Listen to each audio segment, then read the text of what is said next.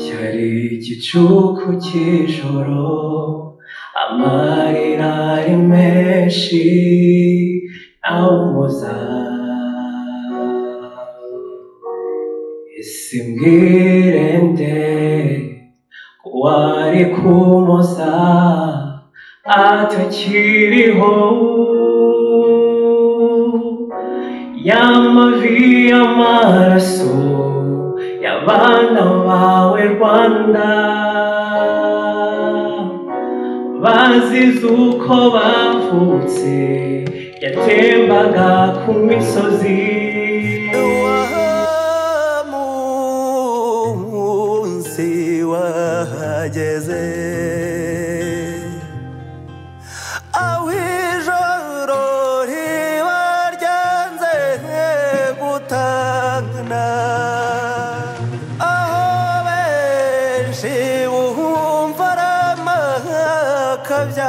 nkuru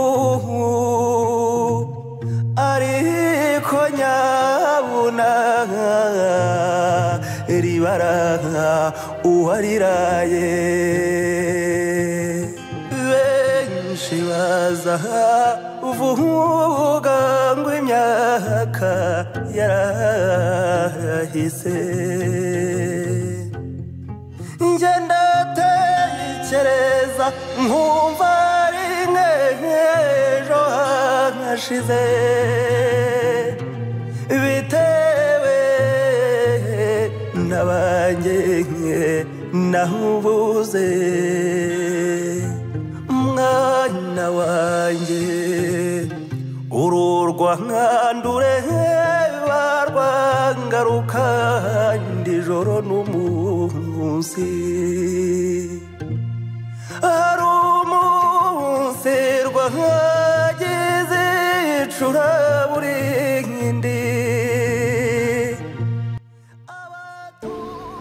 Today we light a candle, a light of hope and remembrance.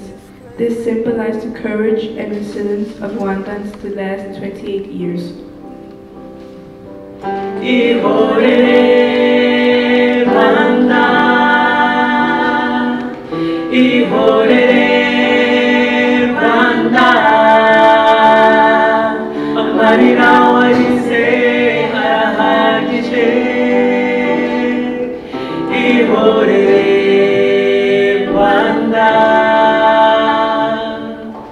Rwanda chose hope over despair and light over darkness.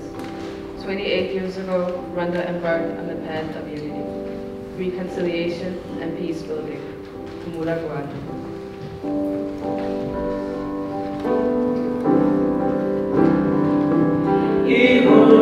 Ihorere Rwanda, ihorere Rwanda, amarira warize arahagije. Ihorere Rwanda. Let us all reaffirm the international community's resolve to prevent and fight genocide across the world.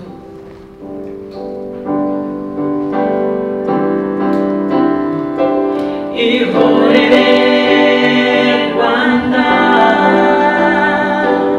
ihorere Rwanda, amarira warize arahagije. Ihorere Rwanda.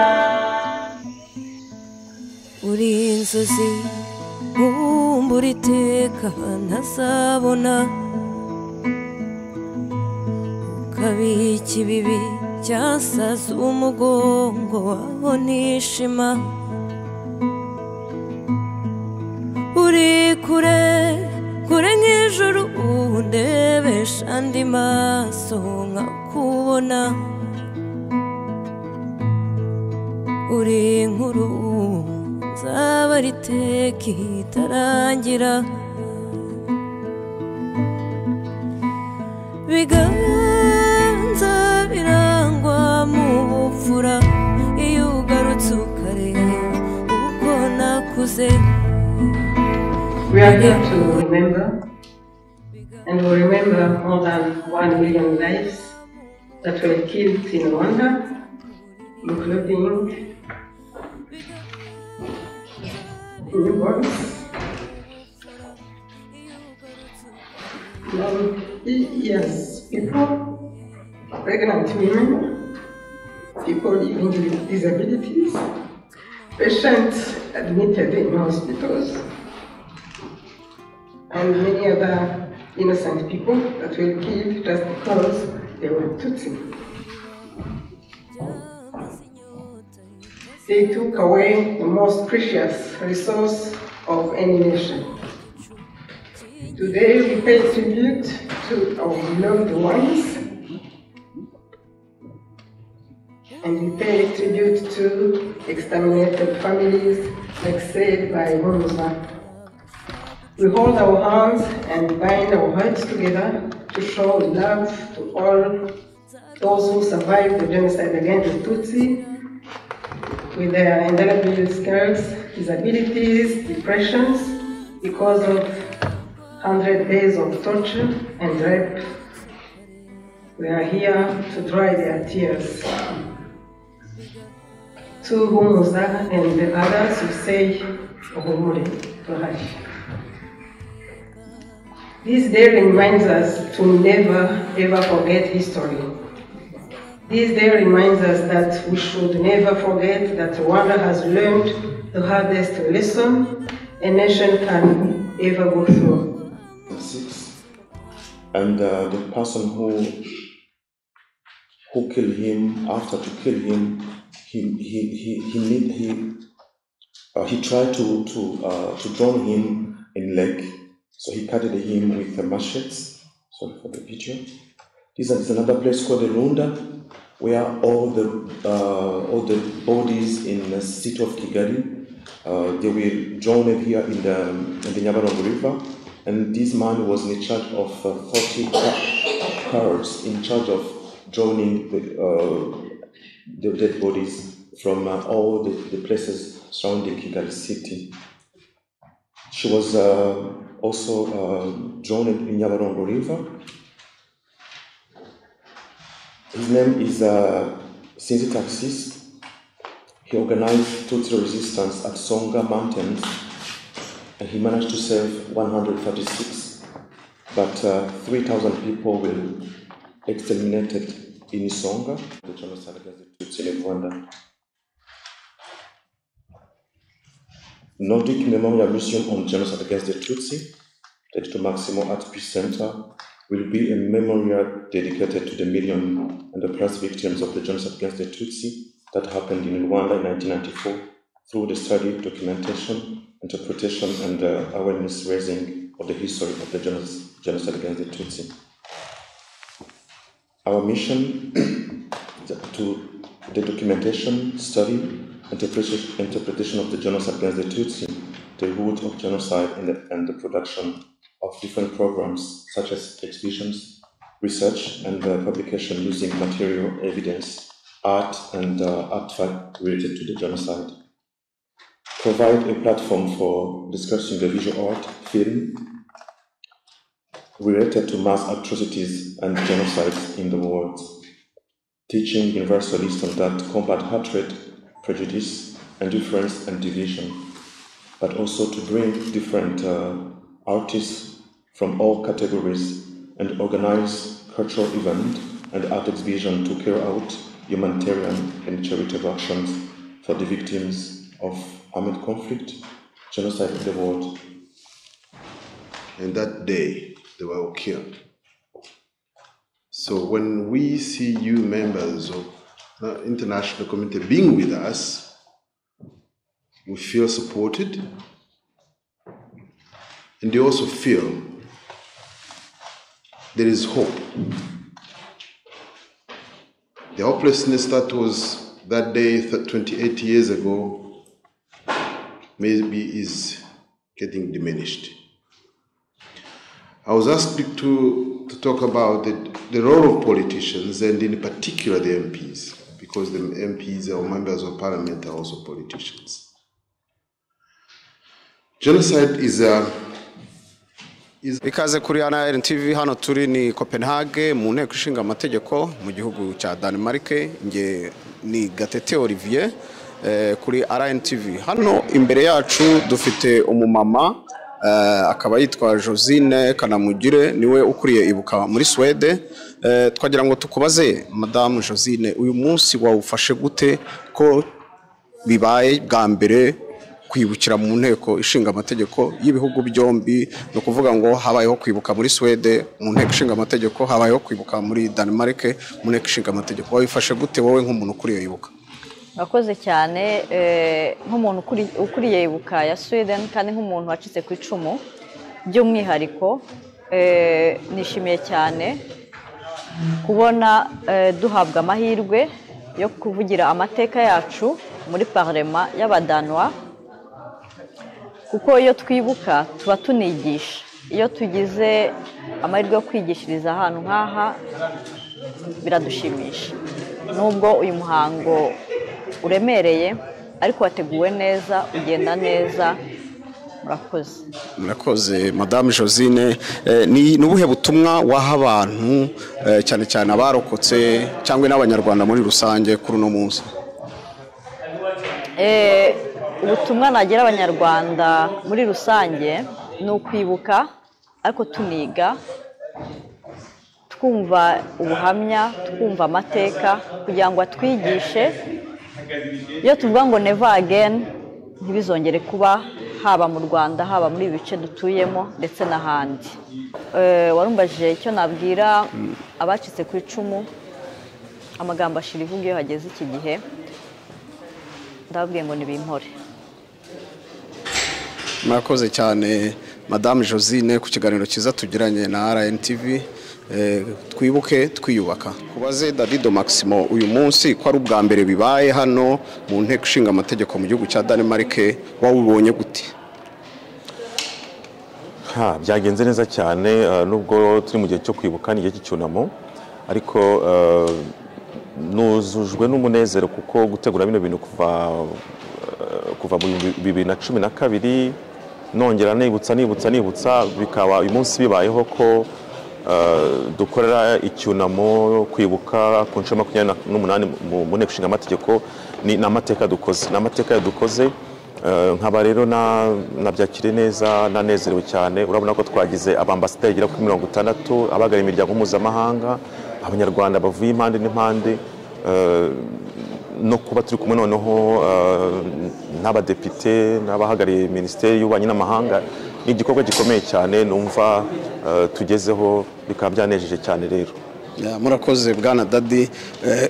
Ngira ngo uri mu bantu bagize urugendo rukomeye mu bihe bya genocide. Nihe message watanga uno munsi nk'umuntu warokotse genocide, nk'umuntu umaze kubona igihugu ko kimaze kwiyubaka? Nihe message watanga uno munsi?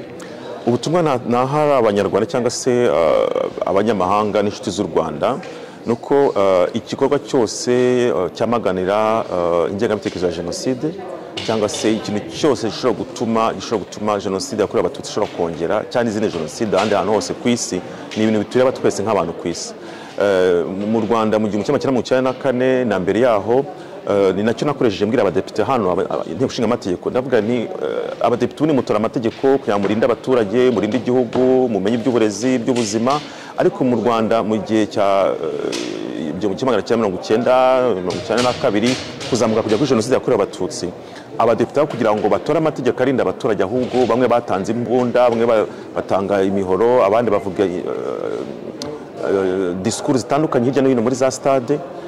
Kuba rero twebwe abaturage nkanjye uyu munsi nk'umuturage nza mu nteko ishingamategeko nkabasaba nti ndi umuturage wa kino gihugu, ndatora nanjye nk'abandi baturage bose, ariko ibyo mwirwa muvuga mu nteko ishingamategeko nk'abapolitisiye muhamagarira abantu urwango, rwanga abantu minorities, nibyo twabayemo mu Rwanda. kumva rero ubutumwa natanga uyu munsi no kugira ngo urubyiruko abantu bakuru abantu bose waba uri engineer waba uri umucuruzi waba uri umuganga ari umwarimu ikintu cyose kibiba amacakubiri tugomba guhaguruka tukakirwanya tukanigira ku nteko ishinga amategeko ahubwo aho kugira ngo abadepite bajye hariya bafate ijambo bavuge bati muhaguruke mufate imihoro mutema abatutsi abaturage bagomba kuvuga ngo oya ubutumwa natanga rero nuko twese uko tungana abantu ku isi cyane cyane abanyarwanda nta muntu n'umwe tugomba kwemerera agomba kubiba urwango agomba gupfobya no guhakana jenoside yakorewe abatutsi niyo mpamvu nk'umuntu wakoze jenoside ni uguhamagarira abanyarwanda bose kujya mu murongo n'intero ya leta y'ubumwe bw'abanyarwanda itubanisha murabizi ko nyuma y'igihumbi kimwe magana cyenda 1962 muri independence leta ya Kayibanda yakomeje gahunda y'ababiligi irangamuntu ariko leta y'ubumwe bw'abanyarwanda ubu ngubu twese turi abanyarwanda nta ushobora kubona irangamuntu irimo tutsi twa cyangwa hutu kubera ko ikintu cyose gishobora urugo rucumbyemo umwotsi cyangwa umuriro byanze bikunze bigira mu baturanyi twese tugomba guhaguruka nibwo butumwa natanga tukibuka twiyubaka ariko nanone duhanira ko abanyarwanda tugomba kuba hamwe tugomba gukunda igihugu cyacu tugomba no gukorera aheza hacu kugira ngo kakagozi ka bugingo kabuze u Rwanda gucika ntikazongere abana bacu bagomba kuragwa igihugu cyiza bagomba kuragwa ubuzima bwiza waba uturuka mu majyepfo mu majyaruguru iburasirazuba uburengerazuba u Rwanda n'urwacu tugomba kurubungabunga ibyo abayobozi b'igihugu cyacu bagezeho nta muntu rero ugomba gushuka urubyiruko cyane cyane ubutumwa nibwo natanga ikindi kandi ntanga message ku ba survivors ba genocide yakorewe abatutsi kubaho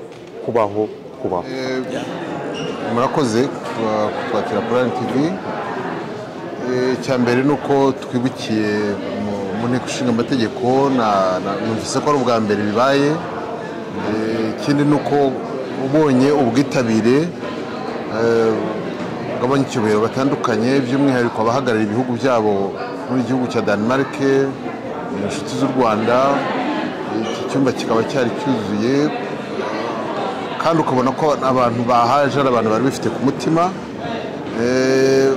ikindi ni uko kuba byanahujwe no kwamagana urwango urwo ari rwo rwose mu biganiro byatanzwe ikijyanye n'ingengabitekerezo ya jenoside kurwanya imvugo ibiba urwango ndetse hanibutswa ko abapfobya n'abahakana jenoside babikorera muri iki gihugu nkumva ko ikizakurikiraho abantu bakwiye kubishyira ahagaragara abantu mu gihe bibuka abashaka kwibagiza ijwi ryabo rikwiye kuba mu mwanya waryo kurusha kwishyira hejuru ibyo nkasanga ko ari ikintu cyangombwa kandi cy'ingenzi ko mu myaka itaha kwibuka bizafata indi ntera abantu baragenda bumva uburimwemere bw'icyaha cyakorewe abatutsi mu Rwanda kandi ko kwibuka no kwibutsa ari kimwe mu bintu byo gukumira iki cyaha. Urakoze cyane bwana Tom. Ni urugendo rutari rworoshye kugira ngo twemererwe kwibuka hano mu nteko ishinga amategeko yo muri Copenhagen mu gihugu cya Denmark. Mwebwe ni message kimwagenera abanyarwanda kuri uno munsi n'abandi bantu cyane cyane tugaruke kuba biba amacakubiri nihe message wabaha abo babiba amacakubiri ababirwango yewe igihe cyose mbagiranya n'abarozi babiba baruga urubyiruko kugira ngo rukomeze gushidikanya ukuri kwabayeho. Ikindi nuko kuba noneho muri iki gihugu cya Denmark hagiye kuba urwibutso rwibutsa jenoside yakorewe abatutsi ndetse urwibutso rukazajya ruba no kuri murandasi ni ikintu kizafasha abantu kwibuka abantu biyubaka barwanya urwango barwanya ingengabitekerezo ya jenoside kandi by'umwihariko wenda nabwira urubyiruko bumve ko kurwanya ibyo byaha ari ugushaka u Rwanda rwiza no kubaheza. Murakoze cyane bwana Tom. Wakoze kuduha ikiganiro kuri RNTV. Nizera ko n'ikindi gihe tuzagukenera uzadufasha muri uru rugendo. Murakoze cyane. ambasaderi Dr Diane Gashumba, twagira ngo tukubaze kuri RNTV n'ubwambere hano mu gihugu cya Denmark mu mujyi wa Copenhagen habereye kwibuka mu nteko ishingamategeko. Uwo mwabyakiriye gute madame ambasaderi? Twashimye ko batwakiriye mu nteko ishingamategeko y'igihugu cya Denmark kugira ngo tuhakorere igikorwa cyo kwibuka abacu bajize genocide yakorewe Abatutsi muri 1994. Nk'uko bivuze n'ubwambere iki gikorwa kibereye mu nteko akaba ari ikintu gikomeye kigaragaza umubano mwiza dufitanye n'iki gihugu u Rwanda rufitanye n'igihugu cya Denmark. Kubera mu nteko nabyo ni ikintu gikomeye kuko mu nteko niho hatorerwa amategeko, tubasha gutanga ubutumwa twifuza bugaragaza ko uko u Rwanda rwashyizemo imbaraga kugira ngo dukumire ingengabitekerezo ya genocide, dushyiraho amategeko ayihana, dushyiraho amategeko ahana kuyipfobya no kuyitesha agaciro no kugoreka amateka, ko ibyo twifuza ko n'ibindi bihugu byakora kuko muri iki gihugu naho nyine hari abapfobya genocide. Kuba rero byabereye hano mu nteko ni ikintu gikomeye. Tunashimira abanyarwanda bari muri iki gihugu, ishyaka bafite cyane cyane urubyiruko n'abakuze, ishyaka bafite ryo kurwanya cyago cya genocide kugira ngo utazongera kubaho ukundi, bagakomeza gushyira hamwe, bagakomeza kuba ambasaderi beza b'u Rwanda, babwira abanyagihugu, babwira abayobozi ba hano, babwira abari mu nteko ishingamategeko. Mwabonye ko Minisiteri y'Ububanyi n'Amahanga nayo yaje kwifatanya natwe, mwabonye yuko abahagarariye ibihugu byabo hano muri Denmark bari bahari ari benshi. Twabonye umwanya rero kwibuka abacu, kubaha icyubahiro mu nzu nk'iyi mu nteko ishingamategeko, ariko nanone no kuvuga aho u Rwanda rugeze mu bumwe n'ubwiyunge, aho u Rwanda rugeze mu gutanga ubutabera, aho u Rwanda rugeze mu kwamagana no gushyiraho inzego zose n'imbaraga zose ku uwo ari we wese utekereza ko yapfobya genocide yakorewe Abatutsi, cyangwa utekereza ko yakongera gutera intugunda mu Rwanda, cyangwa utekereza ko yakongera guteranya abanyarwanda. Murakoze cyane madame ambasaderi. Ni ubuhe butumwa waha abanyarwanda muri rusange cyangwa n'abandi bantu muri rusange kuri uyu munsi? Kuri uyu munsi ubutumwa twaha abanyarwanda muri rusange ni ugukomeza kwibuka abacu, twiyubaka tujya imbere, dufatanyiriza hamwe, tugenda mu murongo igihugu cyacu cyahisemo w'ubumwe n'ubwiyunge, umurongo w'amahoro, umurongo wo kutavangura. Umunyarwanda aho ari hose akahagarara yemye, akagenda mu nzira nziza kugira ngo dukomeze twubake igihugu cyacu, haba mu Rwanda haba no mu ntara ya gatandatu uko tuyita. Murakoze cyane madame ambasaderi, ari nako dukomeza kwibuka twiyubaka. Murakoze ku kiganiro cyiza cyane tugiranye, mukomeze kwibuka tuniyubaka. Murakoze. As a person who took part in this organization, having the Rwandan community commemorating the genocide against the Tutsi in 1994 in the Danish parliament, what do you get out of this? I have a personal interest in Rwanda because of my very good and close friends coming from Rwanda, and I've visited the country 3 times. So I'm really interested in what happens, and I'm also very interested in knowing more about the genocide, of course, and understanding what led to that incredible disaster.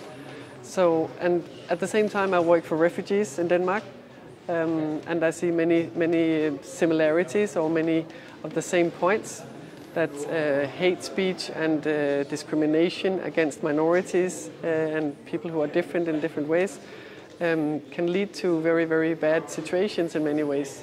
And that's also something we see today in Denmark.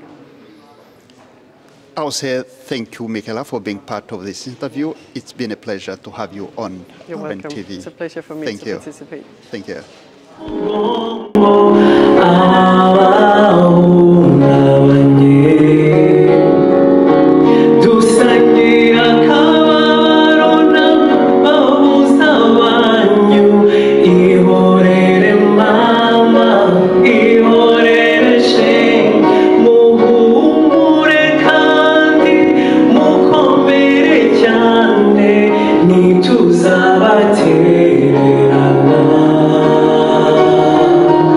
Humura